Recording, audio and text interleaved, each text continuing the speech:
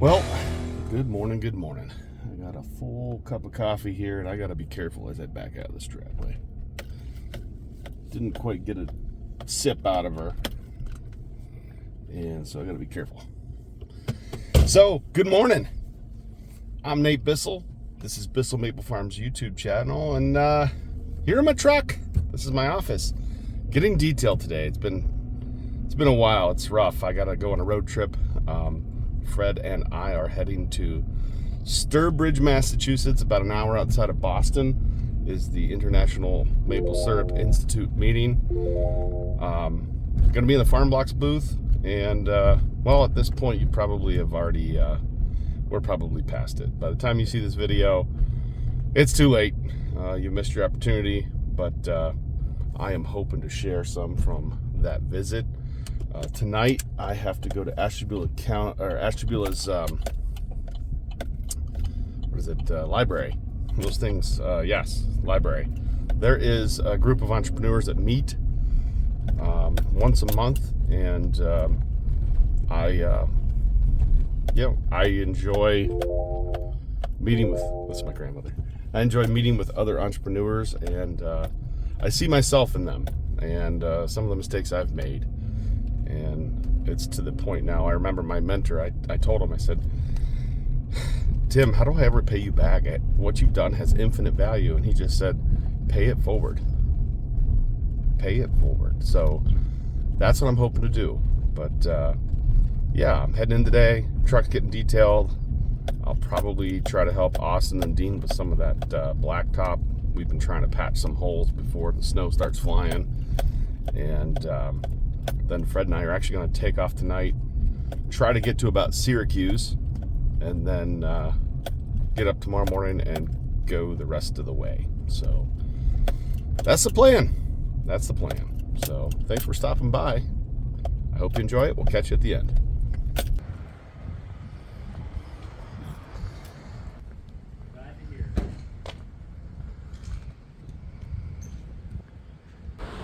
Gonna cross the road here. Give me a sec. I can't walk and talk at the same time. So, you know, the Morgans, Outdoors with the Morgans. Probably one of the biggest influences on me starting a YouTube channel, if not the biggest. Funny story, Kevin and I were riding in the truck. This is probably 2020.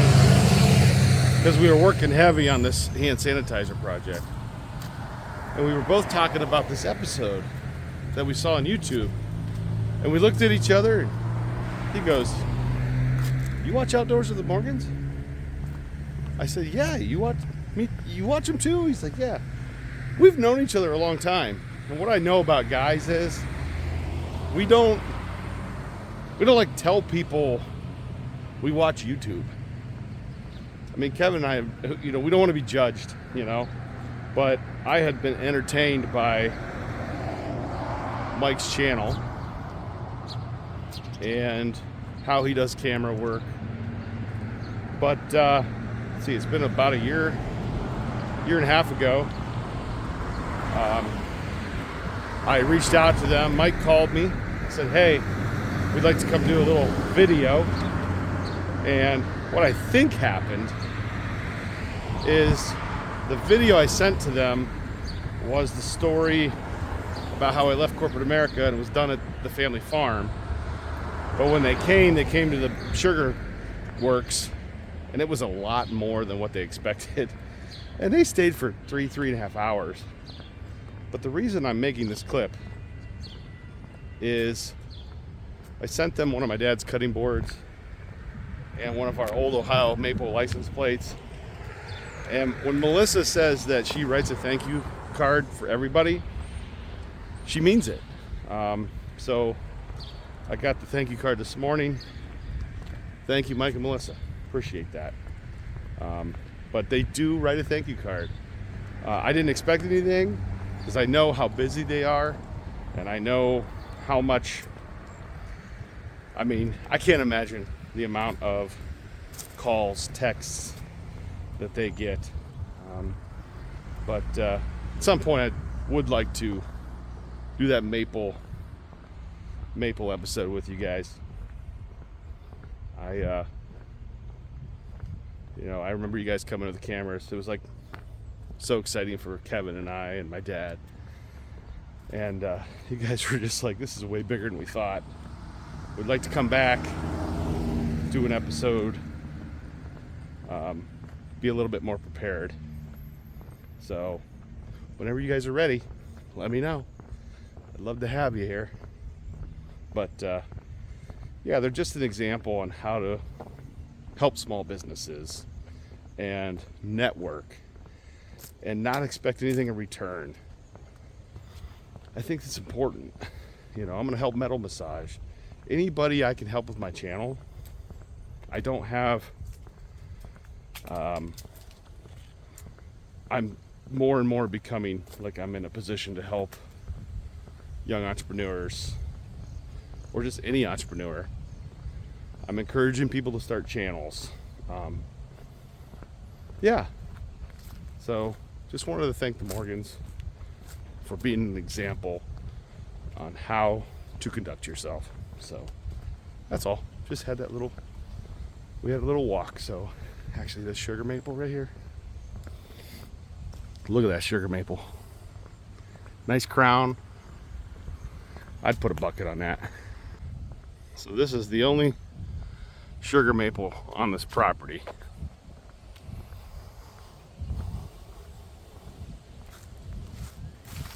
It's a good one. It's a good one. So I like to tell people when they come for a tour, they come in, they go, where are all your trees? And I always say, trees? You mean tree? I got one right here. It's a really good one. Like, it produces everything we need. It's a good tree.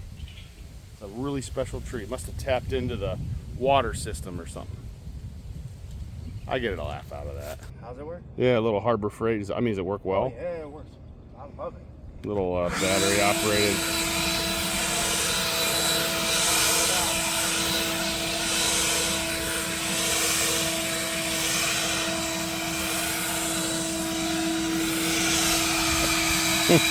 So we bought this little tamper, this VEVOR. It's like Harbor Freight, but 30% cheaper. I know that's hard to believe, but they've been using this to tamp. I think it was a little over 400 bucks delivered. So this is the tamper.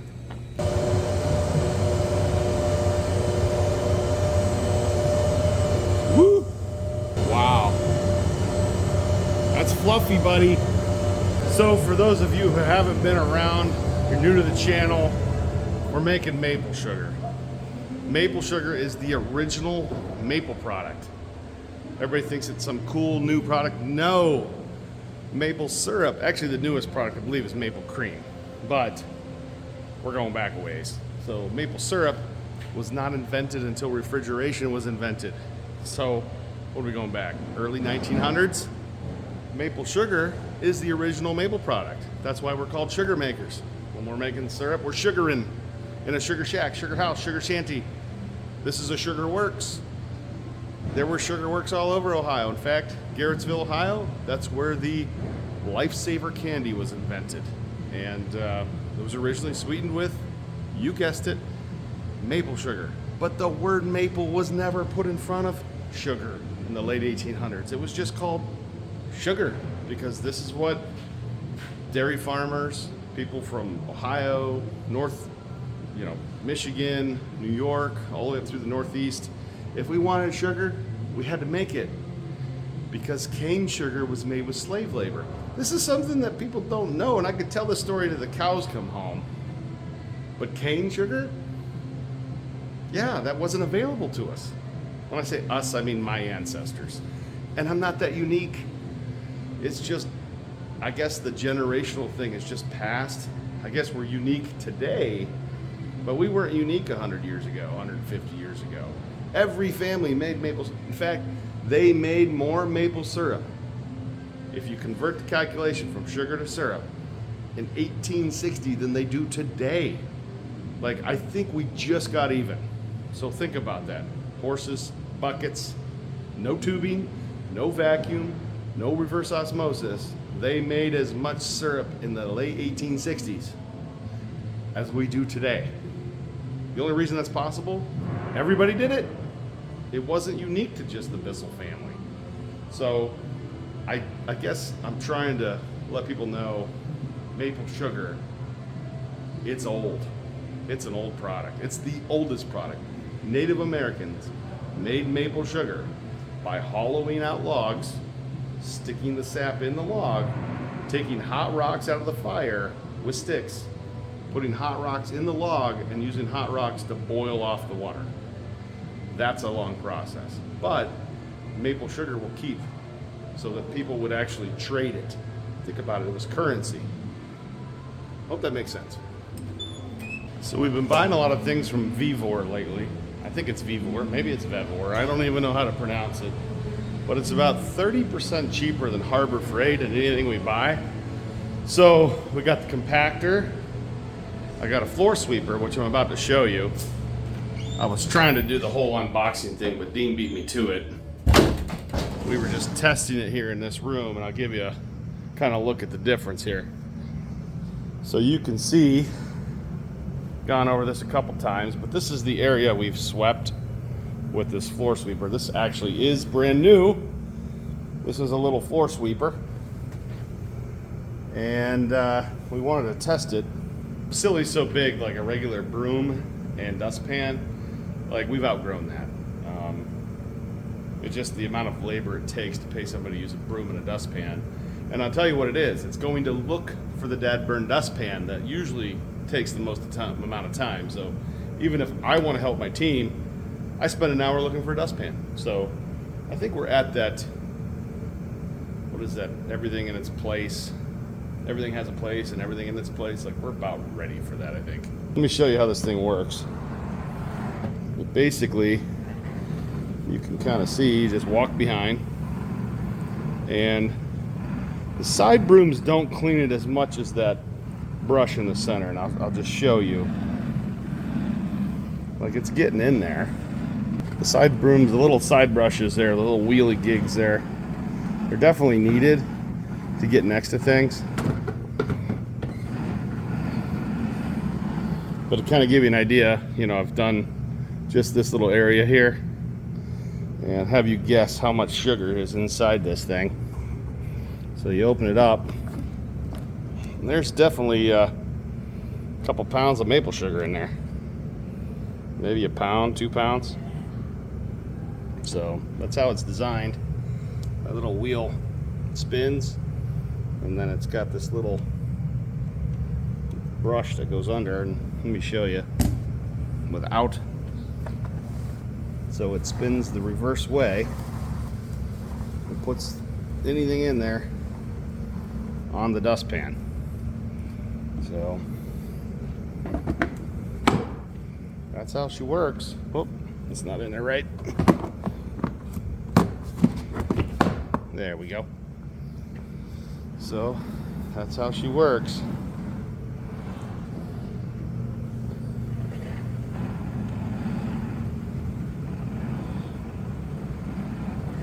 And I will do a more detailed review on this thing when I get a minute. We also bought a tent to go over the sifter, so we can actually tent the sifter from VEVOR and then run our dust collector inside the tent, because that's gonna, the sifter's gonna have, it's gonna create the most amount of dust. Once we get that built, we're gonna pull the jug bottling line out. We're gonna clean this whole room up, use air, shop vacs, whatever it takes. We're gonna clean it up and get all of our new equipment in here. So this will be the sugar room. And man, I'm looking forward to that. So I think we tripped the breaker on the ribbon blender. What the plan is for Zach is, they're making batches of sugar here, but what they're doing is they're adding back some sugar that was a little bit high in moisture and water activity, and that's the way they plan on processing it. But it sounds like we tripped the breaker, huh, Mike? The drive set under voltage. Did Daniel come in yesterday to fix that thing? I saw him here one of the days. Okay. Last 2 days. Under voltage. Huh. I think we need a bigger breaker. Let me go look. So I think RO breakers. Yeah. Where are they at? They have to be. So here's the two ROs. They're 60 amp breakers. So this one here. This is the one running. This is not warm. That's warm. So I think that this is a 60 amp breaker because of the size wire they've run. It's not a big enough wire, probably. Sounds like we need Daniel to help us out. Sounds like it's not an issue with the ribbon blender, it's an issue with the power supply. Which one's tripping? This one tripped. At least it felt like it when I hit the reset. It went boom boom. No, I had the power off, so I didn't do that. I promise we'll get this figured out with Daniel's help. So, between Daniel and Cody, we're gonna get this.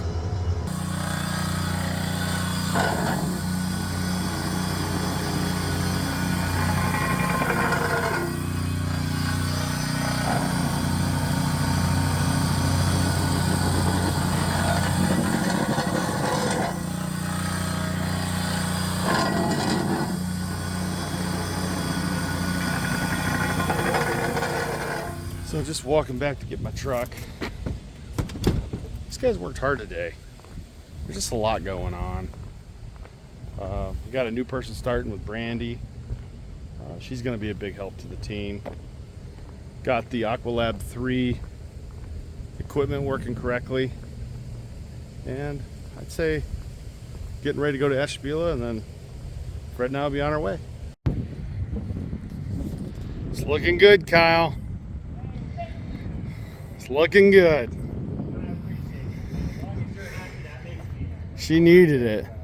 She needed a bath, buddy.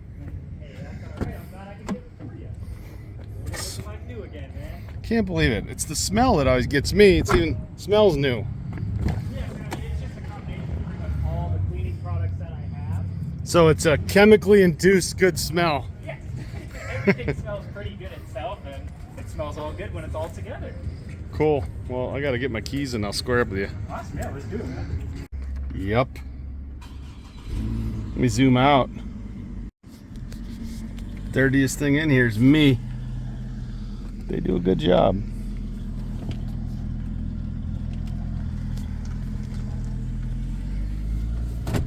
I literally live in this thing. So, 232,000 miles. I get the oil changed regularly. And